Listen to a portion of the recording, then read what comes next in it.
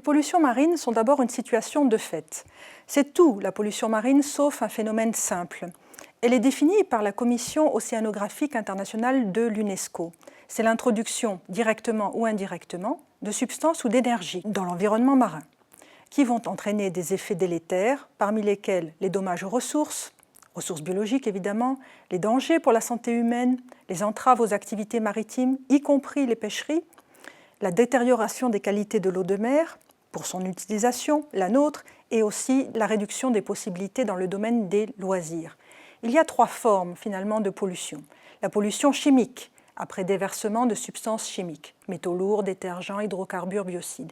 La pollution physique, ici le milieu va être transformé dans sa structure physique après un rejet solide, liquide ou radioactif, par exemple de l'eau trop chaude ou de l'eau trop douce. Enfin la pollution biologique par des micro-organismes, des germes, des bactéries, des virus, des champignons, des pathogènes. Et en cas d'introduction d'une espèce dans une zone marine où elle n'avait pas vocation à se trouver et à se développer. Le plus souvent, un même milieu supporte plusieurs types de pollution. Le phénomène est assez large, mais on voit qu'il peut être analysé et découpé par les différentes disciplines. Celle de l'écologie, par exemple, l'écologie des milieux, mais aussi la géographie et même la discipline juridique. Au final, les pollutions sont fondues. Elles interagissent les unes avec les autres pour dégrader le milieu réceptacle et en tout cas le transformer. Est-ce que c'est un phénomène que le droit peut traiter ?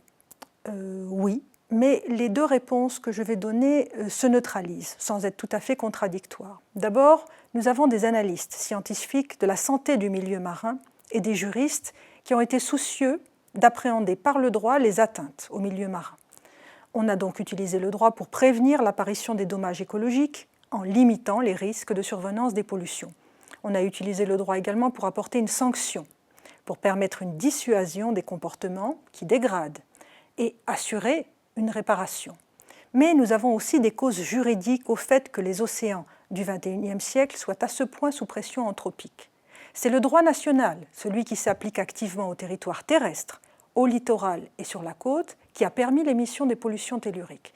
Et c'est le droit international de la mer qui, en organisant méthodiquement la répartition des droits économiques sur les espaces maritimes, a légalisé des utilisations de la mer qui sont des utilisations impactantes. Au niveau des réponses juridiques, la première d'entre elles a été d'établir une typologie de la pollution. Nous avons la pollution par les navires ou pollution maritime, la pollution par les opérations d'immersion volontaire, et ce sont des immersions de déchets. Nous avons la pollution tellurique, celle qui vient de la Terre. Nous avons la pollution due à l'exploration ou à l'exploitation, plus grave, du sol et du sous-sol marin. Nous avons aussi différentes formes de pollution à surveiller particulièrement du fait de la présence de zones fragiles, d'écosystèmes singuliers ou vulnérables ou d'espèces emblématiques. Et nous avons enfin une série de pollutions diverses et variées dans une catégorie où on va retrouver les pollutions par érosion côtière, les pollutions atmosphériques par exemple. Nous bénéficions aujourd'hui de strates, d'instruments de prévention et de gestion des risques de pollution, avec la méthode suivante. D'abord, nous avons des conventions universelles, qui sont ensuite déclinées dans des conventions régionales. Nous avons aussi le droit des États, le droit national ou interne des États, et nous avons les accords de coopération qu'ils passent. On pourrait citer ici la Convention des Nations Unies sur le droit de la mer, entrée en vigueur en 1994 et qui comporte une partie 12 sur la protection de l'environnement marin. Nous avons le système de la Convention cadre, qui est ensuite complété par des protocoles additionnels et modifié par des amendements. Et nous avons un exemple très important qui a été la Convention sur la prévention de la pollution des mers résultant de l'immersion de déchets. On l'appelle aussi la Convention de Londres, ou LC 72, et elle est en vigueur depuis le 30 août 1975. Elle est accompagnée d'un protocole très important aussi, entré en vigueur le 24 mars 2006. Alors, ce protocole nous a légué d'abord le fait qu'il faut s'occuper des déchets qui viennent également de la Terre, ce que ne faisait pas la première Convention de Londres. Et il nous a légué aussi le principe de ce qu'on appelle la liste inversée, c'est-à-dire que les parties doivent s'interdire l'immersion de tout déchet non listé dans une annexe et ne pas faire ce qu'il faisait avant, c'est-à-dire s'autoriser l'immersion de déchets dangereux listés sous forme de catégories. Nous avons un dispositif juridique international qui admet donc aujourd'hui, bien qu'il l'encadre, la fonction d'élimination en mer. Ça peut être regrettable et il existe toutes sortes de déchets qui peuvent y être rejetés. Les matières organiques d'origine naturelle, les boues d'épuration, les matières géologiques inertes, inorganiques, les flux de CO2 provenant des processus de captage de CO2 par exemple, mais aussi des grands objets construits dans des matériaux comme le fer, l'acier, le béton, dans les situations où des lieux d'élimination ne sont pas présents.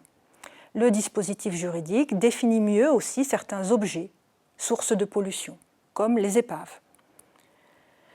Il y a deux très grands domaines dans lesquels la gestion juridique s'est développée. Le premier, c'est celui du droit de la navigation maritime, qui vise très précisément les pollutions maritimes.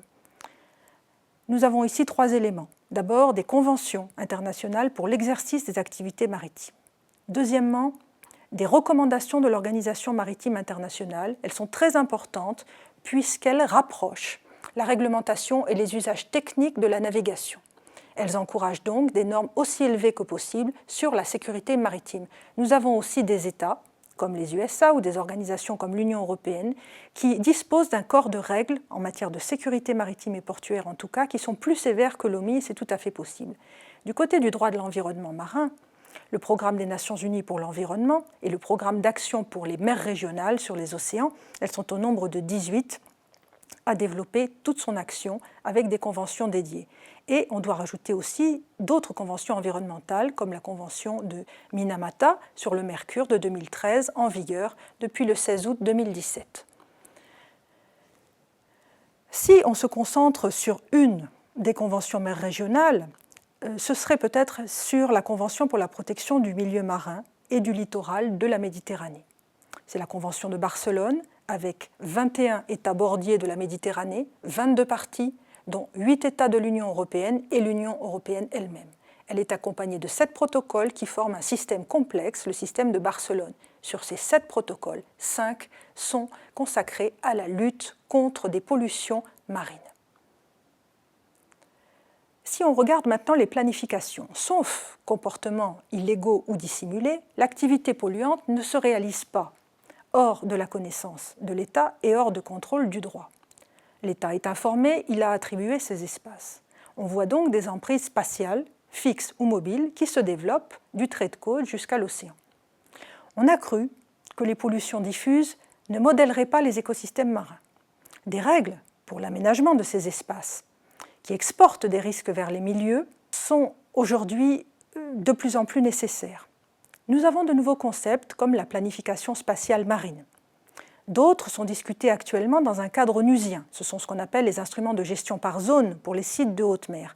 Mais planifier en milieu liquide n'est pas une action identique aux planifications terrestres ou littorales, conçues par les gouvernants et mises en œuvre par les administrateurs. Alors le système est-il perfectible?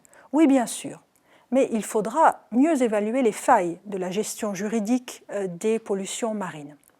Il faut regarder aussi la performance des infrastructures portuaires et offshore censées accompagner les activités du transport maritime. Il faut réduire cette habitude de mentionner des obligations qui composent, c'est vrai, un droit aujourd'hui qui est parfaitement apte à réduire les risques de déversement, mais qui reporte de date butoir en date butoir les échéances de l'action. Il faut aussi faire évaluer l'action par l'État de l'application du droit contre les pollutions et assister les secrétariats des conventions mers régionales pour cela. Ceci suppose ou présuppose de développer des systèmes pérennes de surveillance de la qualité des eaux et des technologies de contrôle de la pollution marine. Il faudra bien engager aussi ces planifications spatiales marines qui incluent davantage de zonage écologique plutôt que de se concentrer sur les seules planifications ou les programmations industrielles. En tout état de cause, il faut augmenter aujourd'hui les sanctions pénales nationales pour la pollution environnementale.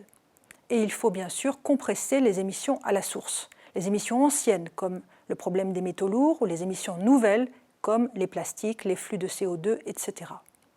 Réduire ou faire disparaître les pollutions une fois qu'elles se sont répandues dans les eaux, dans les sous-sols marins et dans les organismes vivants, serait un effort technologique, administratif et financier que la quasi-totalité du monde n'est pas en mesure d'assurer.